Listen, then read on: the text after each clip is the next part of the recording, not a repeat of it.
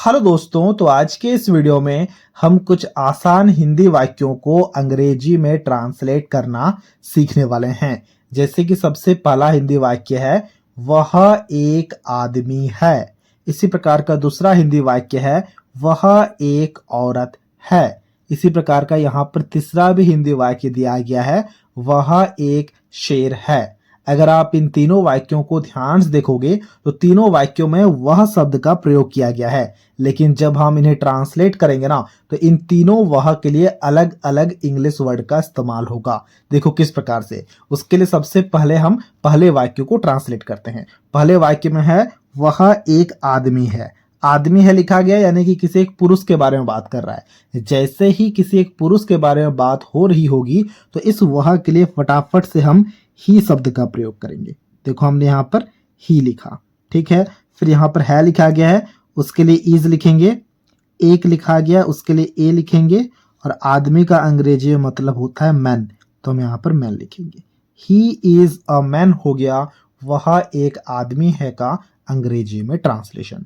इसी प्रकार से देखो दूसरे वाक्य को जरा ध्यान से। दूसरे वाक्य में लिखा गया है, वह एक औरत है, यानी कि किसी एक स्त्री के बारे में बात कर रहा है। जैसे ही हमें पता चला कि किसी एक स्त्री के बारे में बात हो रही है तो फटाफट से इस वह के जगह में हम लिखेंगे सी, ठीक है। जैसे पुरुष के बारे में पता चला था तो फटाफट हमने ही लिखा था, स्त्री के बारे में पता चला तो हमने सी लिखा। फिर है लिखा गया है, इसके लिए इज लिखना होगा, इस एक के लिए ए लिखना होगा। और औरत का अंग्रेजी मतलब होता है वुमन, तो हमने यहाँ पर लिखा वुमन, ठीक है। सी इज अ वुमन हो गया, वह एक औरत है का अंग्रेजी में ट्रांसलेशन। इसी प्रकार से यहाँ पर तीसरे वाक्य को अब जरा ध्यान से देखना। देखो तीसरे वाक्य में लिखा गया है, वह एक शेर है।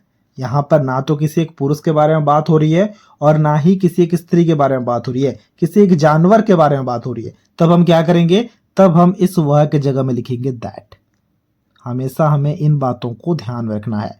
अगर किसी एक पुरुष के बारे में बात हो रही है तो ही लिखेंगे, स्त्री के बारे में बात हो रही है सी लिखेंगे, और अगर किसी जानवर के बारे में बात हो रही है, वस्तु के बारे में बात हो रही है, तब हम दैट शब्द का प्रयोग करेंगे वह शब्द के लिए, ठीक है लिखा गया है, उसके लिए इज लिखेंगे, इस एक के लिए ए लिखेंगे। और शेर का अंग्रेजी में मतलब होता है लायन, तो हम यहाँ पर लायन लिखेंगे। दैट इज अ लायन हो गया, वह एक शेर है का अंग्रेजी में ट्रांसलेशन। इसी प्रकार से यहाँ पर चौथे वाक्य को देखना। चौथे वाक्य में लिखा गया है, वह एक पेड़ है। तो यहाँ पर भी हम दैट शब्द का प्रयोग करेंगे, ठीक है। तो हमने यहाँ पर भी दैट शब्द का प्रयोग किया।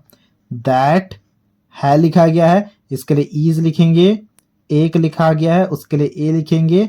और पेड़ का अंग्रेजी मतलब होता है ट्री, तो हम यहाँ पर ट्री लिखेंगे। दैट इज अ ट्री हो गया, वह एक पेड़ है का अंग्रेजी में अनुवाद। इसी प्रकार से पांचवें वाक्य को देखना। पांचवें वाक्य में लिखा गया है, वह एक घर है, यानी कि यहाँ पर भी किसी एक वस्तु के बारे में बात हो रही है। और जब किसी एक वस्तु के बारे में बात होती है तब हम फटाफट से वह के जगह में दैट शब्द का प्रयोग करते हैं। तो हम यहाँ पर लिखेंगे दैट, है लिखा गया, उसके लिए इज, एक के लिए ए।